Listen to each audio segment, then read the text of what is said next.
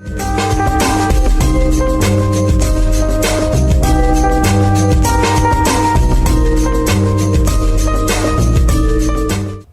estamos de regreso, Tarapacá en la Mira en Iquique Televisión, en esta oportunidad conversando con el secretario regional ministerial de Educación, Carlos Pérez. Carlos, hablábamos, ¿cierto?, de los profesores antes de ir a la pausa, y yo te señalaba que a veces los profesores se desmotivan, ¿cierto?, les cuesta, pero hay colegios donde les va muy bien y los profesores están muy motivados, y me imagino que también, por supuesto, un incentivo cuando tú haces un buen trabajo y se obtienen buenos puntajes en las pruebas, en fin. ¿Qué pasa en esos colegios a los cuales le va bien? ¿Cómo trabajan ahí? Bueno, hay distintos estilos de gestión. Hay algunos que son bastante disciplinados y rigurosos y por lo tanto consiguen sus objetivos porque aplican esa estrategia. Hay otros que utilizan otros métodos. Ahora, yo creo que aquí, y esto es un desafío para los sostenedores de los establecimientos educacionales, es que yo creo que podemos avanzar mucho más si conseguimos que se disminuya la carga horaria frente a estudiantes haciendo clases. Porque el profesor no solo tiene que hacer la clase, sino que además tiene que estudiar, tiene que preparar la clase, tiene que planificarla, tiene que construir instrumentos de evaluación, tiene que reflexionar, tiene que evaluar su trabajo, tiene que discutir, tiene que investigar. Y para eso se requiere algo que es muy básico, tiempo. Por lo tanto, si un profesor que está contratado con la máxima carga de trabajo legal, además le ponemos la máxima carga de clases que dice la norma, no le dejamos tiempo para nada. Entonces ahí yo creo que tenemos que avanzar. Y eso es un desafío. Hoy día hay un proyecto en que se establece que la proporción sería 75-25 en términos de clase versus el resto del trabajo. O sea, dejarle un 25% al profesor para que haga toda esta otra... Exacto, pero yo creo que es insuficiente. Los países más avanzados en el mundo han logrado llegar al 50-50, que me parece a mí que sería lo ideal. A eso tenemos que aspirar. Alguien me dirá, mire, todavía es muy caro. Sí, efectivamente, pero tenemos que avanzar hacia eso. Eso significa que los profesores tendrían menos horas en aula y por lo tanto tendría que haber más profesores en los colegios. Ahora, muchas veces me han dicho, sí, pero ¿cómo se hace eso? Los profesores finalmente van a hacer lo que... Para un momentito, o sea, las cosas no son gratis. O sea, yo creo que si uno le da esa posibilidad a los profesores también debe haber exigencia. O sea, ¿no? O sea, tendrán que preparar buenos materiales, tendrán que tener jornadas de reflexión y de discusión, y eso tendrá que verse reflejado en sus resultados. O sea, si con eso se logra mejores aprendizajes a nuestros estudiantes, es porque está cumpliendo el objetivo que tiene, y finalmente es ese. O sea, la calidad de la educación tiene que ver con la calidad de los aprendizajes de los niños. Yo he visto, hay un currículum y eso es lo que tienen que aprender. He visto, cierto, me ha tocado, digamos, muy de cerca, ver cómo trabaja un profesor con los alumnos que les va mal, y hay colegios donde se focalizan y se trabaja uno por uno con los niños que le está yendo mal y se van nivelando, se les ponen clases, ¿cierto?, en horario que normalmente hacen actividades extraprogramáticas, y se les acompaña y hasta que en definitiva se les logra, digamos, insertar en la media por lo menos del curso y se siguen manejando, pero para eso hay un trabajo enorme, digamos. Por supuesto que sí, no, por supuesto que sí. Hoy día tenemos recursos a través de la ley CEP, y la ley CEP permite contratar, por ejemplo, asistentes de aula. O sea, otros profesores que estén acompañando al profesor del curso, que permita que precisamente con los niños... Un poco lo que le pasaba a las universidades, que tenían ayudantes a los profesores. Exactamente, es la misma lógica. Y con eso a uno, el profesor hace la clase en general para todos, y en el caso de aquellos niños que requieren de una atención especial, por defecto o por exceso, ya lo voy a explicar, eso permite ir haciendo que el grupo avance coordinadamente. ¿Por qué digo por exceso? Porque también tenemos niños talentosos. Y normalmente esos niños talentosos son los que generan problemas. Sí, los que se aburren. Son desordenados. Y eso también hay que tratarlos, pues. Eso no pueden quedar abandonados. O sea, no porque un niño sea muy capaz hay que dejarlo botado. Al contrario, hay que aprovechar ese potencial y hay que enriquecerlo, porque además estoy convencido que si nosotros como país hiciéramos un esfuerzo por descubrir esos niños y apoyarlos, nuestro salto al desarrollo sería mucho más rápido. ¿Qué pasa con los colegios, cierto, que todavía realizan pruebas para ingresar nuevos alumnos, cierto? Desde el kinder, cierto, se hacen pruebas para los niños de primero básico, en fin, y cuando hay algún cupo en alguno de los, no sé si en todos, pero los particulares subvencionados parece que todavía hay algunos que lo hacen. Supongo que eso está prohibido, ¿no? A ver, son dos cosas. Desde séptimo año hacia arriba puede hacerse pruebas de selección, se puede hacer un proceso de selección. Hacia abajo no. Pero Ahora, todavía hay colegios que lo hacen, digamos. ¿Ah? sí, porque lo encubren. Sí.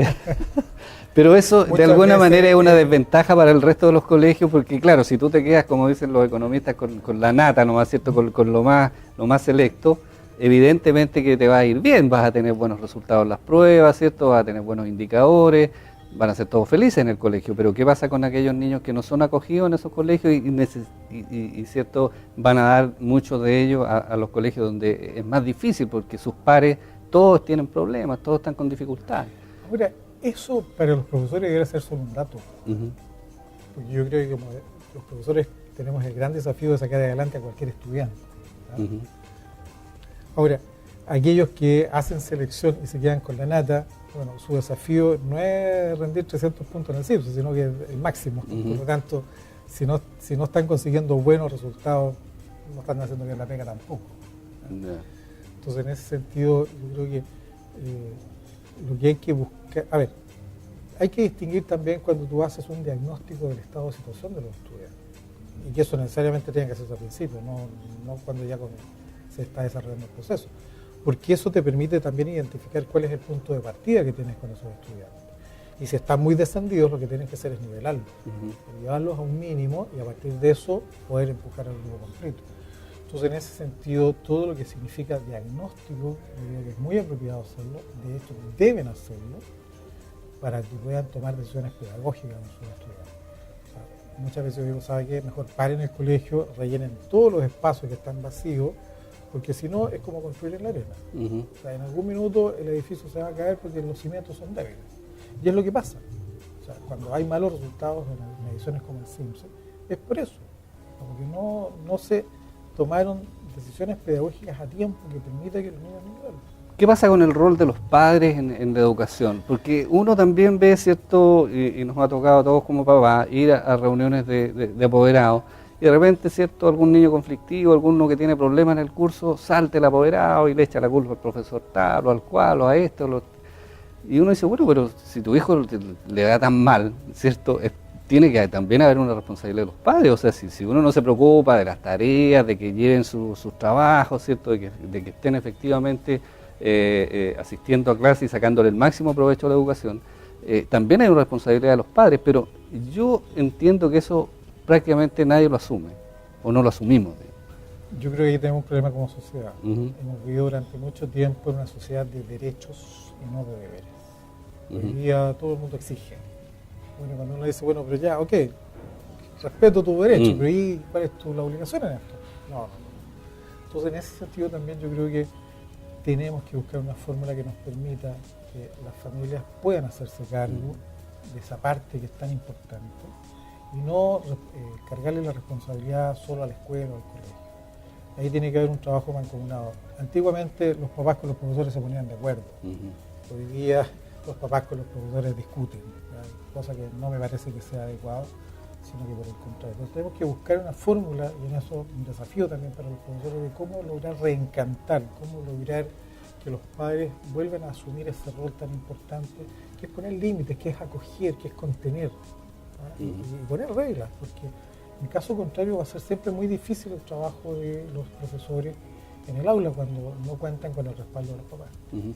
No hemos conversado mucho del tema de la educación superior, ¿cierto? Y sin duda que es importante, sobre todo en las regiones extremas, ¿no? Los mejores alumnos, ¿cierto?, se van al centro del país, se van a las mejores universidades, están en su legítimo derecho por lo demás, ¿cierto? Ellos quieren llegar lo más alto posible en su carrera, en sus profesiones, pero después no retornan, no hay incentivos para que retornen.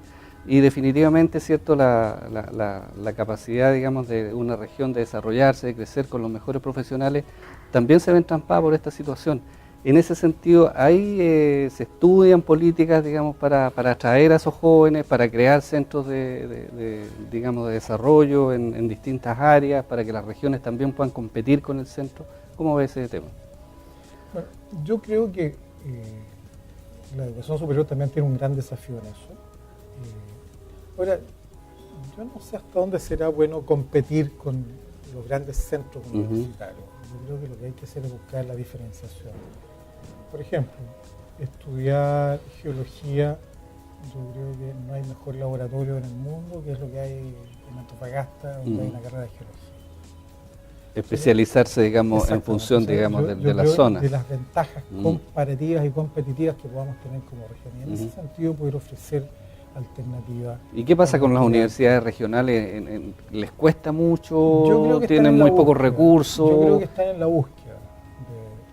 De hecho, hay una institución de educación superior que se planteó como desafío el incorporar y desarrollar carreras del ámbito minero, y lo están haciendo.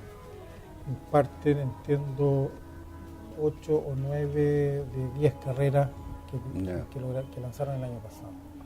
Por lo tanto, eso es un tema donde efectivamente hay una estrategia y hay esto que tú estás planteando, porque la gente, si quiere estudiar minería, no tiene que irse a Santiago. Las regiones mineras son las del norte, por lo tanto, en estas ciudades, en estas regiones donde hay mayor contacto con la industria minera y por lo tanto se puede amalgamar la experiencia de la academia con la experiencia de la profesión ahí en el terreno. Entonces, en ese sentido, yo creo que por ahí debiera ir la apuesta de las universidades y en general de la educación superior para poder atraer buenos recursos, porque ese es el gran problema, cómo traemos capital humano calificado. Las camionetas rojas en el aeropuerto no son casualidad. Claro. Cuando alguien dice, yo vivo en Concepción y por lo tanto, como tengo, no sé, pues el 7x7 o el 10x7, me ha llamado la atención, incluso en el avión a veces vienen la gente con el casco y los bototos, vienen listos para tomar la camioneta y irse a la... se van al interior, ni siquiera pasan por la ciudad. No pasan por la ciudad. Entonces, en ese sentido, ahí hay un gran desafío y que en el conjunto de la ciudadanía tenemos que hacer un esfuerzo también, porque si queremos atraer buen capital humano, tenemos que ofrecerle buenas condiciones. Sí. Entonces, si no estamos bien posicionados en el CIMSE o en nuestros resultados de PSU, o si tenemos problemas... Ese es un desafío mayor como región, digamos, ¿cierto? Porque ofrecer buenas condiciones de salud, buenos colegios, cierto, recreación, es un todo, digamos. Y en ese sentido, el gobierno regional, me imagino, tiene claro, los consejeros regionales por lo menos así lo han dicho, y se está trabajando en eso. Nos queda nada más un minuto, Carlos.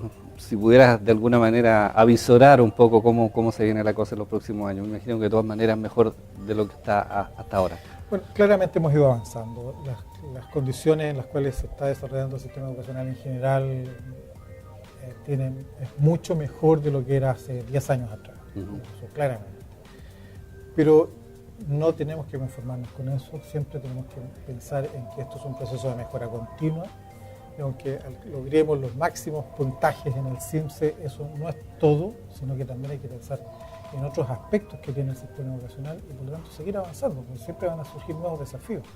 Por lo tanto, lo que tenemos que pensar es que la mejora de la calidad como un concepto global, general, siempre va a haber un déficit, un delta que tenemos que lograr.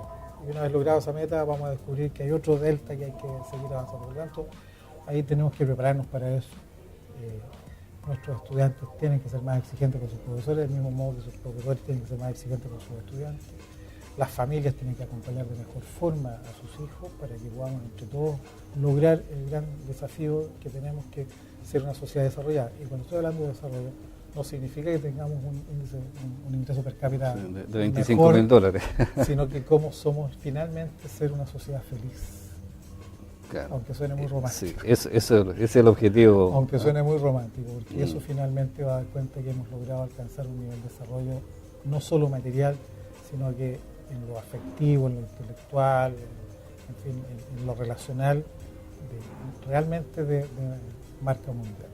Bueno, muchas gracias, Seremi, por habernos acompañado en esta entrevista. A ti por haberme invitado, muchas gracias. Conversamos hoy con Carlos Pérez, cierto secretario regional ministerial de Educación, aquí en nuestro programa Tarapacá, en La Mira, en Iquique Televisión. Gracias por vuestra sintonía, nos reencontramos la próxima semana en este mismo horario.